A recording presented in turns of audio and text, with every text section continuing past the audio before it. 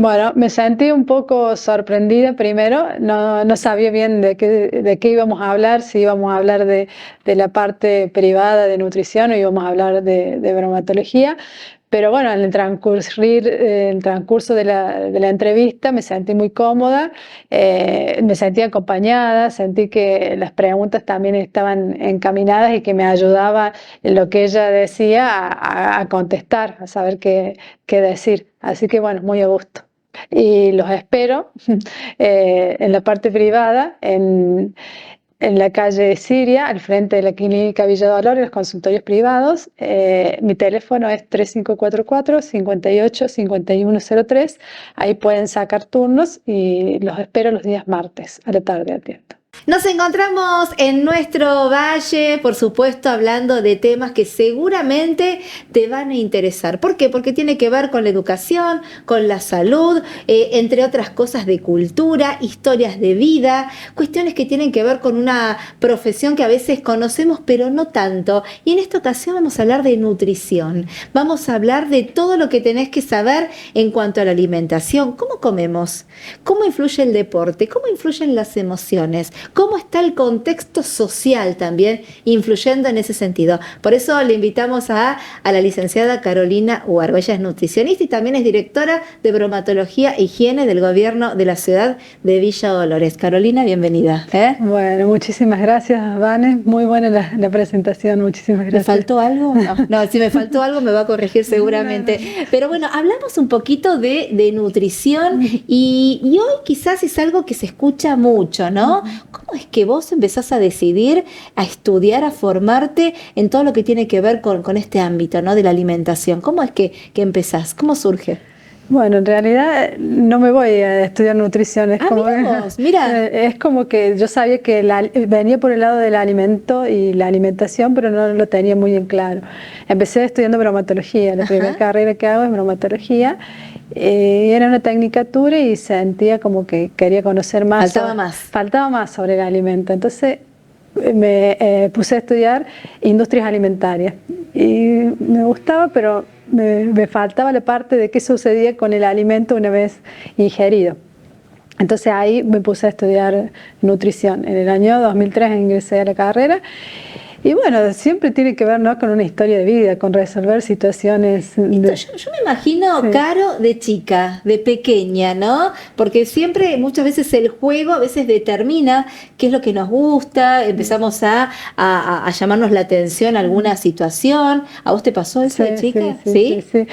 Si bien uno no dije de chica voy a ser nutricionista, pero siempre uno tiene como, ¿no?, un tema con el alimento y la alimentación. ¿Y cómo se manifestaba eso? ¿En qué situación? Bueno, en mi caso yo no era de comer mucho, siempre fui muy flaquita. Ajá. Tenía como un tema con el alimento y bueno, con toda mi familia también.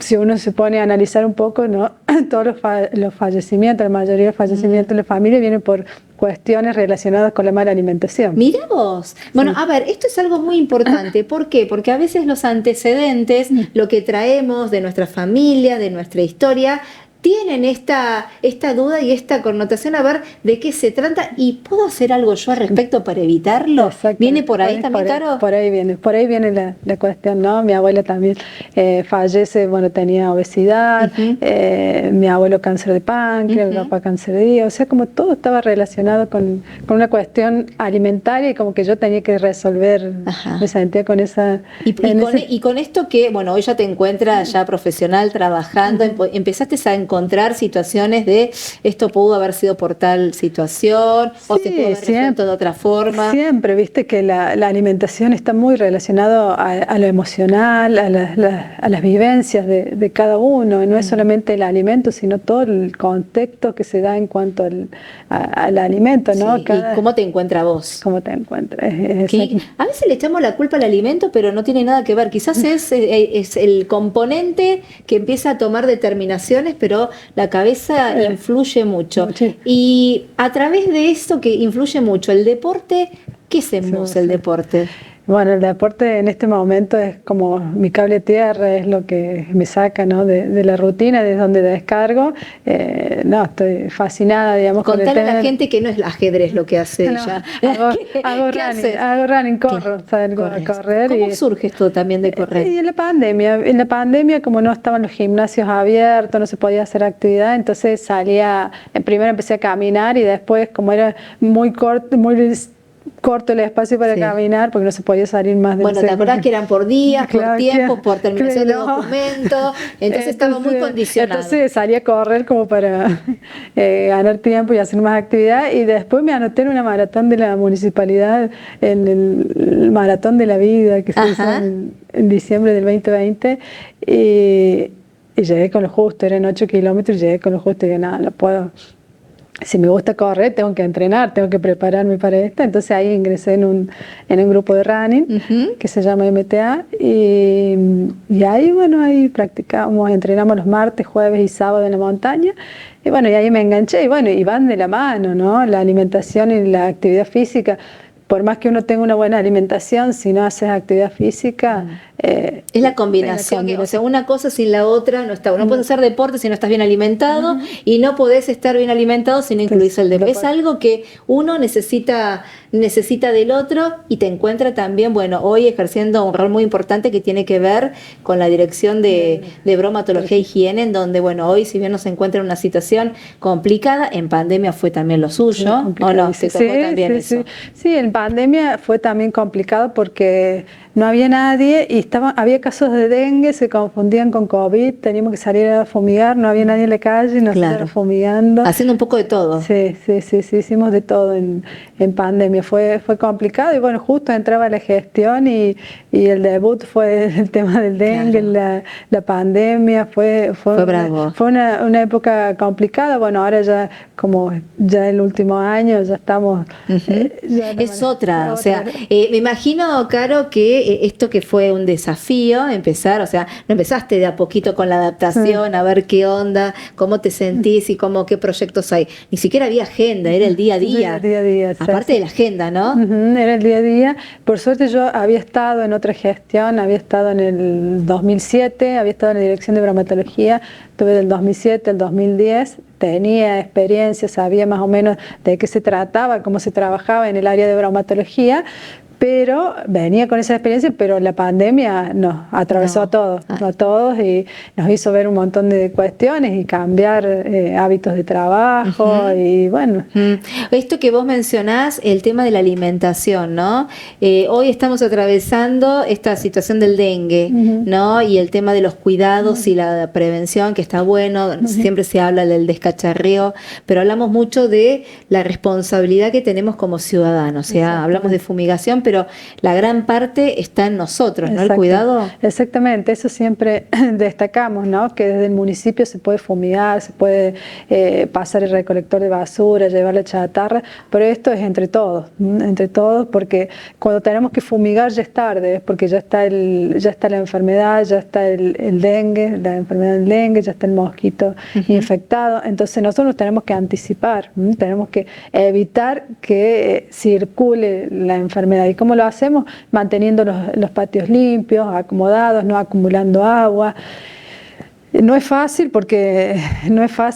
lo vemos porque tenemos que ingresar a los domicilios a fumigar cuando hay casos positivos, y bueno, observamos los patios, y bueno, hay situaciones que por más que fumiguemos, si no se acomoda, si no se tira la basura, la chatarra que hay, vamos a seguir teniendo.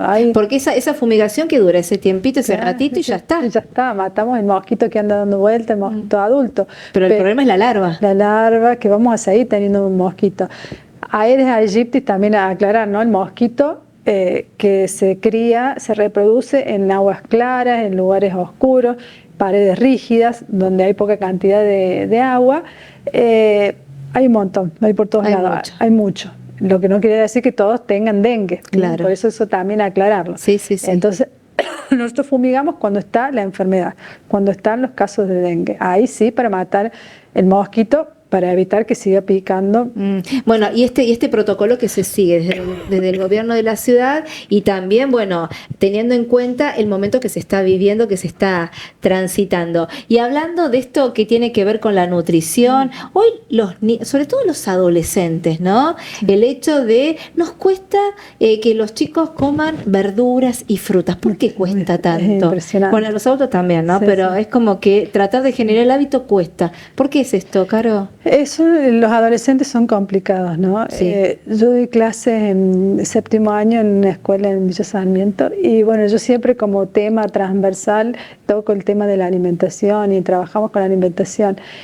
No les interesa directamente. No les importa. No, es como, no sé, es algo que no sé, es el momento de la chatarra, es el momento de lo rápido, de lo que me dé proteínas y después vemos. Si bien tampoco hay que generalizar, hay algunos que sí hacen actividad física, que van al gimnasio, que quieren tener su músculo, ¿no? Pero es como un tema que a nivel general no nos interesa, pero hay grupos particulares, hay deportistas que sí, claro, pero sí. En el grueso, o sea, en la mayoría de los casos suele suceder. Suele suceder que cuesta mucho cambiar hábitos, porque están en una etapa también de rebeldía, ¿no? Que uno quiere tratar de modificar algo y bueno, y hay...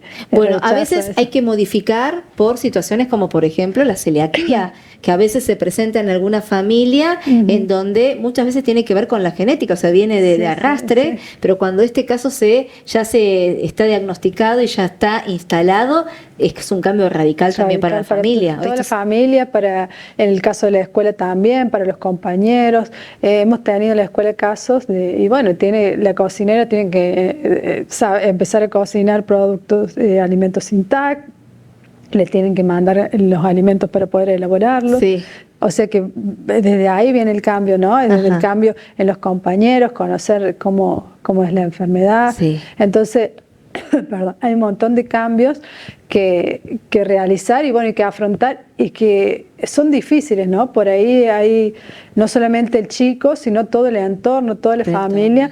Y cuesta, bueno, hay familias que acompañan más y también tener en cuenta que es una enfermedad cara, una enfermedad donde todos los productos son caros. No es lo mismo ser celíaco en un lugar marginal que el ser celíaco en un lugar donde tenés acceso a todos los alimentos. ¿Cómo era antes? ¿No? Porque hoy quizás tenés más recursos, tenés más posibilidades, pero antes las situaciones, o por ahí era otro diagnóstico. No se diagnosticaba. Ahí está. No se diagnosticaba. También han cambiado mucho los productos, ¿no? Con todo lo que es la transformación genética que tienen los alimentos, el trigo, todo esto, los transgénicos, y bueno, todo esto, la fumigación y todo eso también ha hecho cambiar, digamos, la alimentación y la conformación de estas proteínas de los cereales y que también ha hecho que estemos más sensibles, ¿no? a la enfermedad, ¿no? Solamente la cuestión genética, sino el cambio en la alimentación y en la producción de los alimentos, ¿no? Eso también tiene que ver, lo que es el glifosato, también ha sido estudiado. Y la desconfianza también de lo que comemos y cómo hoy que está todo, ¿no? Los componentes químicos, quizás hasta una fruta, una verdura también, que si estuvo fumigado o no, bueno, hay muchas cuestiones, ¿no? Hay muchas cuestiones que antes no se conocían y ahora se conocen y es impresionante, no hay un alimento que no esté afectado con todo lo que es la cuestión de los agroquímicos. Por eso ahora está surgiendo como este movimiento también de la agroecología, de lo orgánico, porque se está viendo la importancia. Y bueno, y todo lo que estos agroquímicos nos han producido, los daños que nos están produciendo a la salud, y sobre todo los lugares cercanos a la fumigación, ¿no? Se está viendo la relación, ¿no? Porque la relación entre cáncer, alimentación. Sí, hay muchas enfermedades que suelen relacionarse también con este tipo de situaciones. Pero bueno, me imagino vos en tu casa, ¿no? Con las chicas, yo A mí me gustaría ir a la casa de Caro y abrirle la heladera, abrir la alacena, a ver con, no sé, Huevo, cosa que me no. encuentre. Bueno, huevos que hoy estaría escaseando, están costosos, pero bueno, ¿no? Cómo es la alimentación, cómo generar el hábito, Sí, ¿no? sí, Con sí. los chicos, pero bueno, Es ya. complicado. Somos el ejemplo nosotros. Ahí Nuestros está, hijos. eso te iba a decir. Si nuestros hijos nos ven comer fruta, van a comer fruta. Si nuestros hijos no, entonces, y si vos les ofreces en tu casa hay fruta y hay verdura, y no le va a quedar otra Claro. que consumirla. Claro. Entonces, no es fácil, obviamente, pero en el caso, bueno, mis hijas sí están acostumbradas a comer fruta porque siempre tengo hambre, bueno, tomo una manzana, una banana. Entonces, como que no está tan fácil el acceso a los, digamos, a lo más simple, lo más rápido, claro. Pero bueno, es todo un trabajo. Claro, ¿dónde estás atendiendo? Contale a la gente que estás también brindando consultas no solamente de aquellos que necesitan en cuanto a la nutrición o seguimiento personalizado, ¿no es cierto? Sí, estoy atendiendo en los consultorios privados al frente de la clínica Villa Dolores. Ahí hago consultorio como nutricionista los días martes a la tarde, vengo de ahí ahora. Ah, bien ahí. Así que bueno, al que ahí atiendo. ¿Tu teléfono, dónde te pueden encontrar? El 3544-585103, ahí vía WhatsApp. Ajá. Un turno. Sí. Bueno, ahora estoy haciendo también lo que es la antropometría, que también es un tema. ¿Para qué sería la antropometría? La antropometría es medir a las personas para conocer su composición corporal, para conocer el músculo, la grasa, hueso, bueno, cómo está conformada esa persona, sobre todo el interés por ahí es en los deportistas, ¿no? Para ver cambiar la grasa por músculo. La masa muscular, cuando a veces confundimos el rollito por el músculo, que estamos lejos de eso, ¿no? Entonces se miden circunferencia, pliegues. Está bueno eso. Está bueno. Y con eso, una vez que tenés los datos, empiezan a trabajar. Empezar a hacer el plan alimentario y sobre todo la actividad física. Bien. Para que no bajemos de peso sin recuperar músculo, hacer nuevo entrenamiento de fuerza para recuperar ese músculo y que no bajemos de peso y quedemos todos, como decimos, fofos.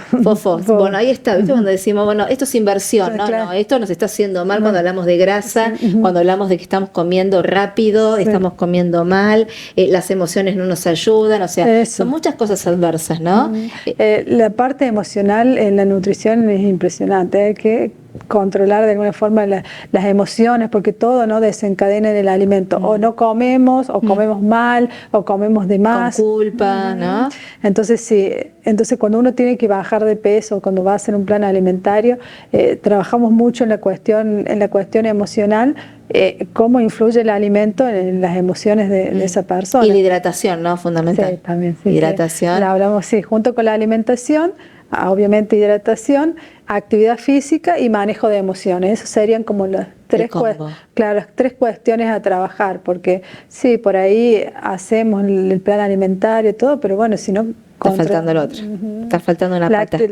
Las otras dos, ¿no? La actividad física y manejar las emociones. Caro, bueno, la verdad, momento no solamente que tiene que ver con el conocimiento de la nutrición, de qué estamos hablando, cuál es el alcance, sino empezar a ver que hay distintas situaciones para los más chiquititos, para los adolescentes, los adultos mayores, aquellos que están haciendo actividad física, aquellos que están entrenando, ¿no? Entonces cada uno tiene no solamente sus diagnósticos, su tratamiento, sino también su seguimiento. Así que seguramente, Caro, vamos a hablar de otros temas, obviamente, hablar haciendo foco para que la gente tome conocimiento y por supuesto también te siga. ¿Te parece? Bueno, muchísimas gracias, Vanessa. Bueno, yo estoy chocha, ya ahora me voy a empezar una listita a ver qué saco, qué agregamos y sobre todo regular. No podemos regular emociones, pero podemos regular las acciones. ¿Qué hacemos con esta emoción? Una vez que la identificamos, ¿qué hacemos? Porque esto nos va a definir muchísimo. Caro, gracias. Genial. Gracias, Vanessa. Carolina Huergo, ella es nutricionista y estuvo acá en nuestro valle. Bueno, me sentí un poco sorprendida primero, no sabía bien de qué íbamos a hablar, si íbamos a hablar de la parte privada de nutrición o íbamos a hablar de bromatología, pero bueno, en el transcurso de la entrevista me sentí muy cómoda, me sentí acompañada, sentí que las preguntas también estaban encaminadas y que me ayudaba en lo que ella decía a contestar, a saber qué decir. Así que bueno, muy a gusto. Y los espero en la parte privada, en la calle Siria, al frente de la Clínica Villa Dolores, los consultorios privados. Mi teléfono es 3544-585103. Ahí pueden sacar turnos y los espero los días martes a la tarde atiendo.